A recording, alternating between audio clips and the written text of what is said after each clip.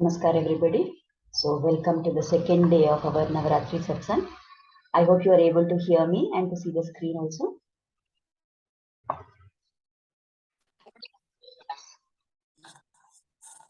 Yes, ma'am. Yeah, okay.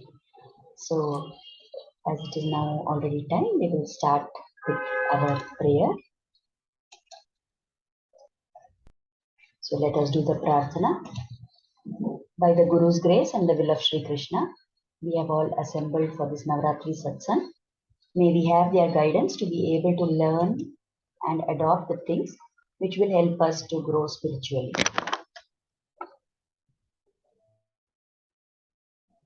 मानातीतप्रतितविभवां मङ्गलं मङ्गलानां वक्षः पीठीं मधुविजयिनो भूषयन्तीं स्वकान्त्या प्रत्यक्षानुश्रविकमहिमः प्रार्थिनीनां प्रजानां श्रेयो मूर्तिं श्रियमशरणत्वां शरण्यां प्रपद्ये। यो नित्यमच्युतपदाम्बुजयुग्मरुग्म व्यामोहतस्तदितराणि तृणाय मेने अस्मद्गुरोर्भगवतोऽस्य दयैकसिन्धोः रामानुजस्य चरणौ शरणं प्रपद्ये. So to continue from where we started yesterday, we have been talking about the different modes that are prescribed in Navavidha Bhakti. So we saw in the yesterday's satsang, we saw about the mode of bhakti called as Shravanam. Right? So today we will move over to the next mode, which is Keertanam. So we saw in yesterday's class that we completed Shravanam, which is hearing about the Lord. So next we have to move to Keertanam, which is chanting his name or repeating his name. So we all know the very famous story. We know about Valmiki Rishi, right? And we also know how he became a Rishi. So just to paraphrase and tell in brief that story, there was a very bad person, a dacoit, a thief, a murderer called as Ratnakar. And that Ratnakar was doing so much evil. And then once when Narada comes there, Narada questions him that you are doing all this bad, and do you know that you will have accumulated so much papa because of this? So you are going to suffer a lot because of these sins that you have accumulated. So he says, I am doing everything for the sake of my family. It is for my parents, it is for my children, it is for my wife. I have to take care of them, and that is why I am doing this.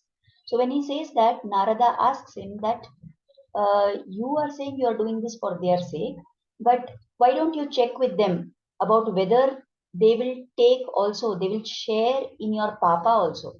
They are sharing all the good things that you give to them, but will they share your papa also? So Ratnakar goes to his family and he questions them that, will you take the share of my papa because I am doing all this for your sake? So they say, we don't know what methods you are using. It is your responsibility to take care of us. And whatever you are doing, whatever, if you are doing it by a wrong way and you are committing sins and you are committing offenses and because of that you are getting papa, then we have nothing to do with that. We are not bothered about what you are doing, but your duty is to take care of us. So why should we take your papa? You should have done good things. We are not here to take your papa, they say.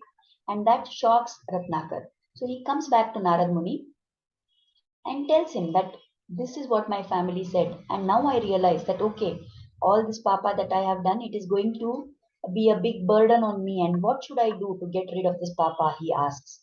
And at that time, Narada Muni advises him to chant the name of Lord Rama.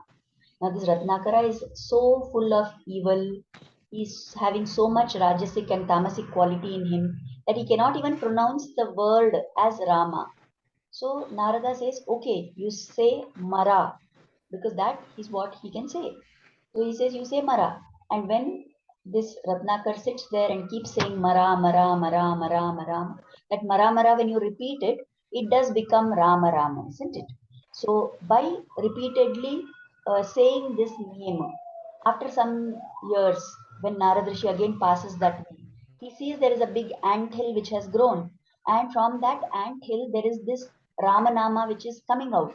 And he wonders, who is this? When he goes closer and he tries to move away that all that mud which has collected there, he finds that it is someone who has become transformed into a rishi.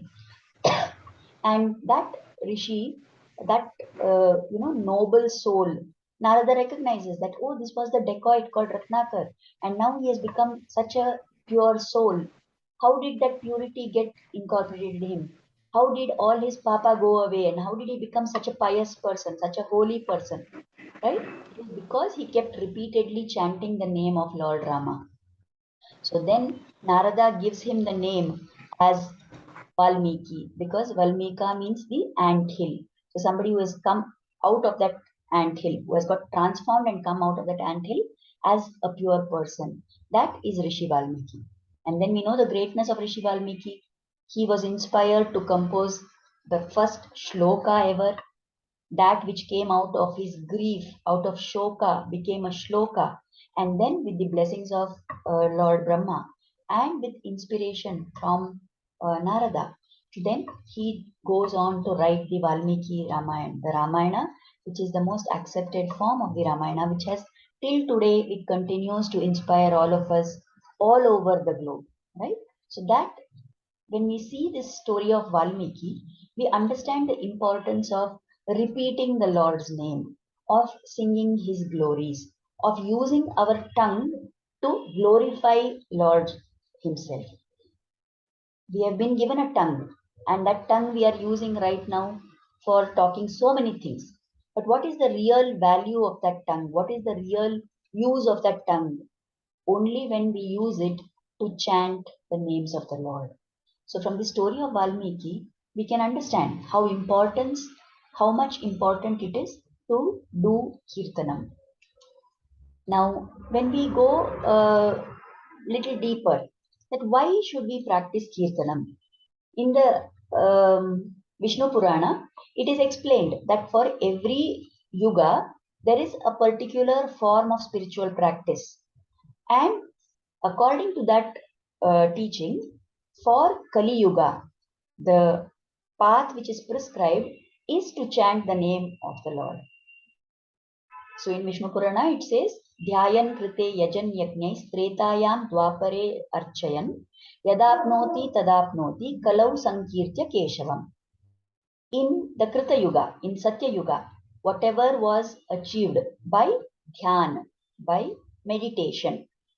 In the Treta Yuga, whatever was achieved by yajna, by performing sacrifices. In Dwapar Yuga, whatever was obtained by doing archana, by offering worship to the Lord's feet, that same thing, that same benefit can be obtained in Kali Yuga. How? Sankirtya Keshavam, by glorifying the name of Lord Keshava. So, as per this advice given in the Vishnu Purana, as per this concept which is explained there, whatever be the yuga, according to that yuga, people were expected to do certain forms of spiritual practice. Now, what happens in this yuga is we are incapable of following any other path, isn't it? Like, for example, here in this shloka, it is told that in the Satya Yuga or Krita Yuga, as it is called also, everybody was able to do meditation. Why they could do meditation? First of all, their sattvikata was very high.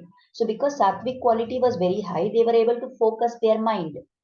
Besides, they had large, ayush. So they had a lifespan which stretched to thousands of years. So they could afford to spend a lot of time in meditation. Now, what is our situation in Kali Yuga with respect to this? One thing is we have a short lifespan. People may live up to say 90s or in maybe up to 100, some rare people. And out of that also half the life we are spending in sleep, isn't it? Because we are sleeping in the night for maybe 7 to 8 hours every day, and then we are sleeping in the daytime also sometimes, and we have so much worldly entanglements. So our amount of time that we can dedicate is very less. Secondly, are we able to focus our mind and meditate actually? Even if we say that we will sit down and do dhyana for some time, in that time when we are sitting down, we find that there are thousands and thousands of thoughts which are floating in and around, and we are not able to focus our mind. So definitely in Kali Yuga, we are not able to do meditation. What about yajna? Can we do yajnas and homas? Of course, people are doing them even now. But then it is an occasional thing. We cannot afford to spend all our time in doing yajna, right? Nor are we having the purest of ingredients. The samagri we have are not pure. The person who officiates during that ritual, what is their level of purity? How much of achara they are following? How much uh, Shuddha is their own, attitude in doing that yajna, how well they are reciting the shlokas. All these factors are beyond our control. And therefore, doing yajna also will not fetch us the results in this Kali Yuga. What about doing archana, offering worship? Yes, we do that. Even now we do it. But then again, we don't, we are not able to give so much time to this concept of archana, to do worship. We are so busy and caught up in our lives that hardly for 5-10 minutes we will sit and do puja or something. Hardly 10 minutes we will say some stotra, right? So that also is quite difficult for us. But what is the spiritual practice then, which is told for this Kali Yuga? It is to do Nama Sankirtana. It is to chant the names of the God. Because to chant the names of the God, how much ever time you have, whatever you are doing, wherever you may be, at all times you can try with your tongue to chant. Even if you can't chant loudly at times, chant silently in your mind. Sing the glories of the Lord. That way, we are able to spend a lot of time, and just the name of the Lord is enough to give us the same benefits what was being given by meditation, sacrifice, and archana in the previous yugas. Right? We all so we are incapable of following other paths in Kali Yuga. That is why we must do Nama Sankirtana. Then whenever we chant the Lord's name, wherever we are chanting the Lord's name, the Lord says, that is the place where I stay. He has told Narada, Naham vasami vaikunthe, yoginam hridaye nacha, madbhakta yatra gayanti, tatra tishtami Narada. I don't stay in Vaikuntha, O Narada, Lord is saying. I don't stay in Vaikuntha, nor do I stay in the hearts of the yogis. Where is it that I stay? The place where my bhaktas are singing my glories. That is the place where I am always present. So, understanding this concept, we need to make sure that we are always the Lord with us. And to keep the Lord with us, the method we have is to keep chanting his name. So, when we keep the Lord with us and we keep chanting his names, his presence there is automatically guaranteed. In the Bhagavad Gita also, Lord Krishna has explained what is the nature of a true bhakta. In the 9th chapter, the 14th shloka says, Satatam kirtayanto mam yatantascha dridavratah namashyantascha mam bhaktya nityayukta upasate. Someone who is satatam kirtayanto mam, someone who is always singing my divine glories, and who is dridavrata, with great determination, with a firm mind. He is always singing my glories, and he is humbly bowing before me. Such a devotee is always worshipping me, and it is this kind of a devotee who ultimately reaches the Lord.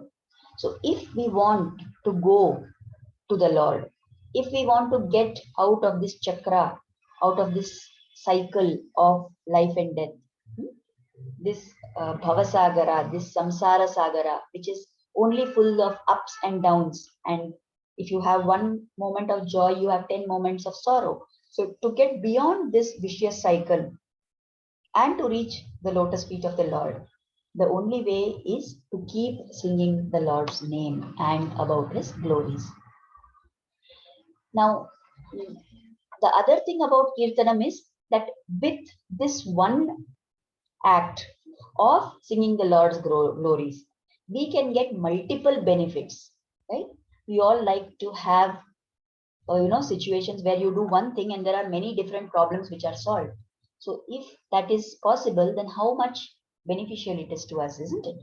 So there is a shloka in the Mukundamala, the 23rd verse says, Shatru Chedaika Mantram, Sakalam Upanishad Vakya Sampujya Mantram, Samsarottara Mantram, Samupachitas Tamas Sangha Niryana Mantram, Sarvaishwaryaika Mantram, Vyasana Bhujaga Sandashta Santrana Mantram, Jivve Shri Krishna Mantram, Japa Japa Satatam, Janma Safalya Mantram. So here, Kulashekar Alvar, whom we talked about yesterday, right? He said what was the spirit with which he listened to the Ramayana. So this same Kulashekar Alvar has composed the Mukundamala Stotra, where he has laid out a whole set of verses explaining about the glories of Mukunda, about how we should do spiritual practice and so on. In this particular mantra, he is talking about what is the benefit of that Shri Krishna mantra. It is the single mantra, but it has so many benefits. It will do so many things in one go. Shatru Chedaika Mantram. It will destroy your Shatrus. Whoever is your enemy, it will destroy them. The Upanishads say that it is the most sacred mantra, right? Then it is able to get us across this ocean of samsara. Whatever ignorance and despair we are feeling in our heart, that can be banished by Krishna Nama. It helps us to get all kinds of Aishwarya. Now, to say that wealth is a translation of the word Aishwarya is a very narrow way of, explaining the meaning of Aishwarya. Aishwarya means prosperity of all kinds. It can mean prosperity in terms of your financial status. It can mean prosperity of mind. It can mean having a very generous attitude towards everybody. It can mean a sense of feeling fulfilled in your life. So all this comes under Aishwarya. So you can get all that Aishwarya by chanting Krishna Nama. What's more, it acts as a sure cure for the poisonous bites of serpents known as the worldly afflictions. Whatever vyasanas we have, whatever vasanas we have, whatever bad habits we have, whatever desires and negative emotions we have, all these are the worldly afflictions which affect us, and they are like the poisonous bites of the snakes. And this Krishna mantra is like the sure cure for all these bites. It is the anti-venom for all of it. So, because all these benefits come from chanting that Krishna Nama, O tongue, he says, chant constantly the Krishna Nama, the Krishna mantra. And what it will do? It will make Janma Safalya. It will make your life fruitful. It will make your life worth living. We all know the examples in case of Rama and Krishna about how the Nama, the Lord's name, helped to clear some problematic situation, isn't it? We know when the Setu was being built, all the monkeys, they were chanting Lord Rama's name and they were throwing the stones into the water. And as they were throwing the stones into the water, stones were floating. Now, after some time, Rama decides that how is it that these stones are floating? Let me go and see. And he himself picks up a stone and throws it into the water. But that stone sinks. Okay. Now, Hanuman has been watching all this. And Rama asks him, what is this, Hanuman? When all of you are throwing the stones, they are all floating. But when I throw, it is sinking. What is the meaning of this? Why is it happening like this? So Hanuman says, we were all saying Jai Shri Ram and throwing the stones. And the power of your name is such that it made those stones to float. And that is why those stones were floating. Now, you did not say Jai Shri Ram. And when you throw a stone, it sinks. So it indicates that if you let go of somebody, then nothing can save that person. That person is going to sink in this ocean of samsara. That is the significance we can understand about the name of the Lord. Continuing on this, theme, the Krishna Avatara, the Acharyas comment that when you say Krishna himself, if you see Krishna himself, there was an incident in Vrindavan where all the gopis, they were in the water, they were having their bath, and their clothes were kept aside. And Krishna comes there and he takes away all their clothes and he hides them. And he says, only when you people pray to me by raising both your hands, then I'm going to give those clothes back, right? So the Acharya says, if Krishna himself comes, he may take away the vastra. But when Draupadi called out in the Sabha, when she was being disrobed, that Nama of Krishna, she called out Krishna's name. Krishna himself did not come there, but just the Nama of Krishna was powerful enough.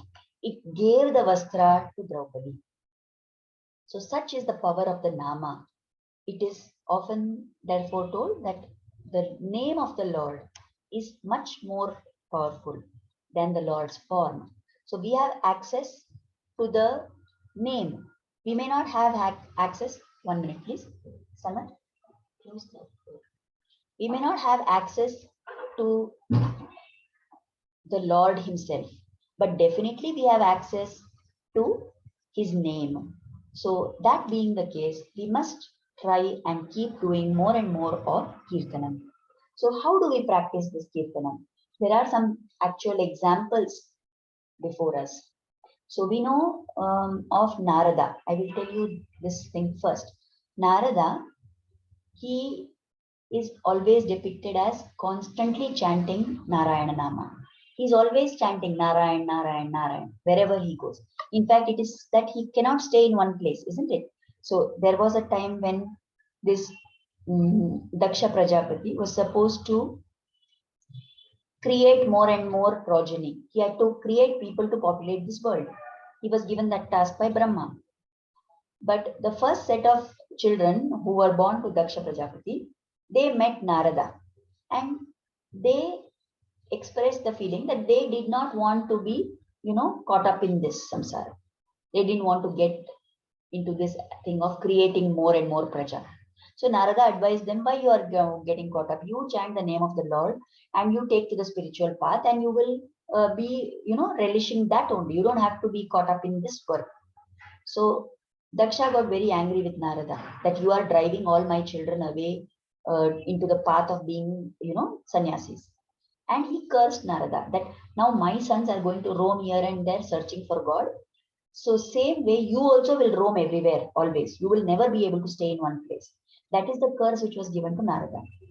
But then Narada made very good use of that. Did he feel bad that he was not to stay in one place? No. That is the reason why he travels everywhere and to all places. And everywhere he goes, he spreads the glory of the Lord. Everywhere he goes, he plays a role in the Leelas of the Lord. So like Narada, even if some bad things come our way, we must turn them into opportunities and use that to keep chanting. Let us say I go to an office where I have to get some work done and then there is delay there. Let me not get angry and irritated at what is this, so much time is getting wasted. Let my mind do chanting of the Lord's name. Then I will have turned that, bad situation into a good one. There is another story which is told where Narada once, because he knows that, okay, he's a good devotee of the Lord. So once he questions the Lord and says, O Narayana, I'm always chanting your name. Surely I must be your best devotee. Or who is your best devotee, he asks. So Narayana says, there in that village on Bhuloka, there is one farmer. That chap is my best devotee. So Narada's pride is hurt. So he says, how can somebody be more devoted than me? I am always chanting your name. So Lord says, go to that farmer and talk to him and find out what it is. So when he goes there, that farmer, he sees that he is not doing anything much. Morning he wakes up, he remembers God once.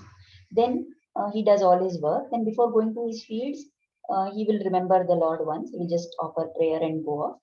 Then there in the middle of the field, in the middle of the work, when he's taking a break, he sits for lunch. And before that, he just remembers God.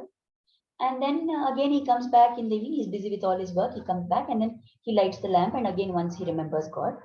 And then he does all his cooking, food, everything. And then before going to sleep, once he remembers that. So Narada comes back to Vishnu and says, what is this? He is only maybe 4 or 5 times in a day he is remembering you. Then how are you saying he is the best devotee? So Lord Vishnu sets him a test. He says, okay, Narada, you do one thing. He gives him a pot of oil. He says, balance this pot of oil on your head. Not one drop of oil should drop down, should spill from the pot. And you go around this mountain 3 times. So Narada starts walking with the pot of oil on his head and he completes the 3 rounds and comes back. Then the Lord asks him that, okay, fine, did you do it? Yeah, very successfully I have done. Not even one drop of oil has spilled, he says. Narada says. So then the Lord says, okay, fine, you were doing all this. No? Tell me, how many times did you remember me? And then it struck Narada that, oh, I have not even thought of the Lord even once. I was so engrossed in making sure that the oil does not spill that not once the thought of the Lord came to my head. I was focusing all my attention on that pot, that it should not fall, the oil should not spill. So then the Lord tells Narada, just because you had a pot on your head and you were trying not to spill the oil, you couldn't remember me even once. See this farmer, he is having so much work to do all the day round. And yet, at least 5 times in a day, he is remembering me. That is why I said that he is my greatest devotee. Right? And after this, Narada realizes that yes, I was proud that I am the supreme devotee, but I must understand that spirit. Now, of course, these stories, when they are told, we must understand that it is not told, to show Narada in a bad light. We must not take it like that. It is just to show us that even the greatest of devotees, when ahankara, seeps into them from somewhere, there is always a chance that they will develop pride. To think that you're a great bhakta is satvik ahankara. That's okay. It is better than, being proud of your worldly achievements, being proud of your looks, or being proud of your money and such things. But then even that pride should not be there, because ultimately it is only by the Lord's grace that we are able to remember him. So like that farmer, we must also do kirtanam. Even if we are busy all the time and we don't have really time to, do devote to kirtanam, but at least take few moments out in the day, and at that time with your mind fixed on the Lord, do that kirtanam. Then the other example is that of Gora Kumbhar. He was a potter who lived in Maharashtra and a great bhakta of Vithala. Now he was so engrossed in doing bhajan and chanting, and he used to do it along with all his other work. So there was a time when he was, mixing the clay for making the pots by stamping on it. He was mixing it up, and he didn't realize his small baby came and fell into the mud. And he was so engrossed in chanting that he did not notice the baby was there. He stamped on that baby. The baby got killed in the process. And his wife came running saying, where is the child? And then she noticed, oh, this blood in the mud. And she realized, okay, the baby has been killed. And she was so angry with Gora Kumbhar. Now, this Gora Kumbhar, what he did out of, repentance that, oh, I did like this. He cut off his arms. And then one fine day, a group of devotees came there and they said, come, Gora, we are all going to Pandharpur for the Vari, for the Yatra. Come with us. And he goes along with them. And then his wife also comes. And when he's there in that Pandharpur and everybody is doing bhajan, kirtan with so much joy and, such bliss is there. And everybody is clapping their hands and, singing the glories of the Lord. And this Gora Kumbhar feels bad that, oh, I don't have hands to sing the Lord's glory, to clap my hands. And the next moment, his hands grow back again. Then his wife prays that, oh, Panduranga, you gave hands to my husband, but my child is also not there. I want my child. And that child also comes back. So this kind of devotion of Gora Kumbhar, with that intensity, we should be able to do kirtan. That we are not aware of what is happening around us. Of course, not that we should go and trample our baby, but we will never get to that stage because we are very much caught up in this world, isn't it? But the idea is to tell that such should be our single-minded focus on the act of doing kirtanam. So some action points for today, how to do kirtanam. Of course, whatever we talked about yesterday, I will just repeat those things first. So we cannot wait to get time for kirtanam. We must make the time. Whatever time we are wasting here, there, everywhere, we must invest it into kirtanam. And gradually, we must increase the time that we spend in chanting. So Every day, some fixed time we must keep for Nama Sankirtana. Chant or sing bhajans or do kirtan or sing stotras, recite. All this, wherever the Lord's name is there, keep singing about it. If we can't do all so much, then at least before the particular activities, like, it is advised as soon as you wake up in the morning, you keep chanting the names of Hari. You are supposed to say Hari 7 times as soon as you wake up, before you get out from the bed. Before going to sleep, chant the name Madhava 3 times. Before you eat, chant the Lord's name. Before stepping out of the house, before starting your work, before traveling, every step, fix up some points and say some shlokas, remember the Lord, chant his name at least for that much time. Now, when we have to do japa of a particular mantra, then for the japa, there are restrictions. Whatever has been told to you by the person who gave you the japa, you have to follow those. You have to be pure. You cannot chant it anywhere and everywhere, and such restrictions will be there. But Nama Sankirtan, that is saying the names of the Lord, singing his bhajans, repeating his names, for that there is no restriction. At all time, every time, even for the ladies during their periods, whatever time, in the mind, you can go on chanting. Now, whether we have belief and we chant, or we don't have belief but mechanically we chant, right? Equally, it will have the effect. Now we know, like fire. Fire has the property that it will burn whatever it touches. It does not matter whether the person knows that the fire is going to burn or not burn, isn't it? If there is a child who goes to the fire, will the fire say, "Oh, this child doesn't know about me, so fine, I will not burn"? No, the fire will burn whatever it touches. Similarly, the Nama of the Lord will burn away our papa in any which way. Whether I understand the meaning of the mantra or the japa and I'm chanting, whether I have lot of belief and shraddha and I'm chanting, or I'm doing mechanically. Maybe I'm doing something else. All my attention is somewhere else, but my tongue is simply saying God's name, right? Even then, I will definitely get the benefit of chanting the Lord's name. By chanting the Lord's name continuously, what is going to happen? All my papa will get destroyed. My Rajatama qualities will reduce. And as I become more and more sattvic, I will increasingly have the tendency to do more and more good, to think more about the Lord. And as I keep singing of the Lord's glories and I keep remembering all these people, whom the Lord has saved, then I will I will develop the deep conviction that the Lord is here to take care of me. The Lord is here to protect me. The Lord is here to make sure that, I am on the right track. So I don't need to fend for myself. God is here to take care of me. So as we said, whether when I drink plain milk, it is fine. It is good only. But if I drink milk into which I have added sugar, it is definitely going to be more tasty. So even if I mechanically chant, it's fine. It will get me the benefit.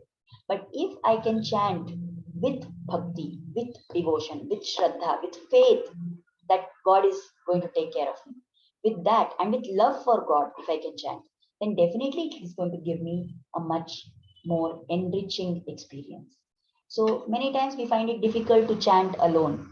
So, or we find it difficult, to retain our constancy in that sadhana. Then when you join with other like-minded people, if you are going to be in satsang and along with other people, if you are going to do namjap, if you are going to do sankirtan, then that is also definitely better, because that sattvikata of like-minded people who are all into devotion will pull me ahead and it will take me ahead.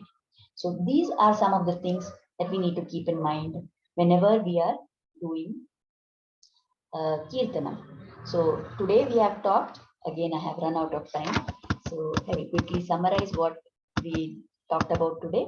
So we are talking about Keertanam today, which is chanting the glories of the Lord, chanting his name. So we saw the story of Valmiki Rishi, how the dacoit like Ratnakar got transformed into Valmiki Rishi by the mere act of repeating the Lord's name. So much power is there in the Lord's name, right? And we said, because for Kali Yuga, it is told that singing the names of the Lord, glorifying the Lord, that is the only way to get mukti in Kali Yuga. So that is what we have to do. We are not able to do the practices of the other yugas. The Lord is present wherever the devotees sing his name. And the Lord himself explains in the Bhagavad Gita that whoever is constantly singing my divine glories, that person reaches to me. When we saw how Kulashekara Alvar has talked about the multiple benefits which come from repeating the Krishna mantra. And we saw examples of Narada, the farmer who humbled Narada's pride, and Gora Kumbhar. And we tried to understand from them how we must do chanting. And then we took a list of things to put into action. Because ultimately, whatever theory we talk, it is all perfectly fine. But until and unless we actually take action, there is no transformation that is going to occur. Right? We all know the story of the Pandit and the boatman. When the boatman was going across, the Pandit kept asking, "Do you know this? Do you know that?" Boatman didn't know anything. But when it was time, there was a hole in the boat and water started entering. The boatman asked the Pandit, "Do you know how to swim?" He said, "I have read a lot of books about swimming. I have given a lot of lectures about swimming.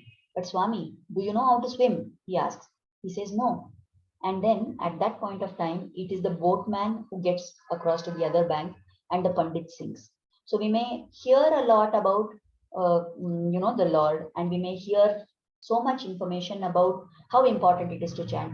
But unless we put it into action, take some strict action on ourselves, fix a time and start doing the Nam Sankirtan, it will not have the benefit. So please let us pray that Krishna should help us and bless us to do this in a effective way. And by his grace, we will be able to do it. With that prayer, we will stop for today.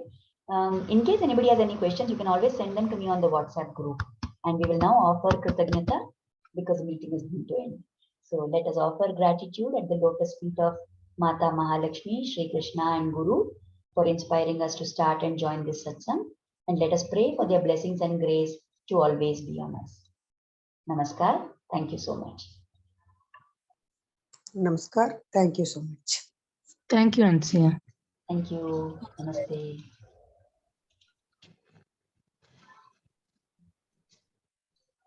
Namaste. Namaste. I want to talk to you.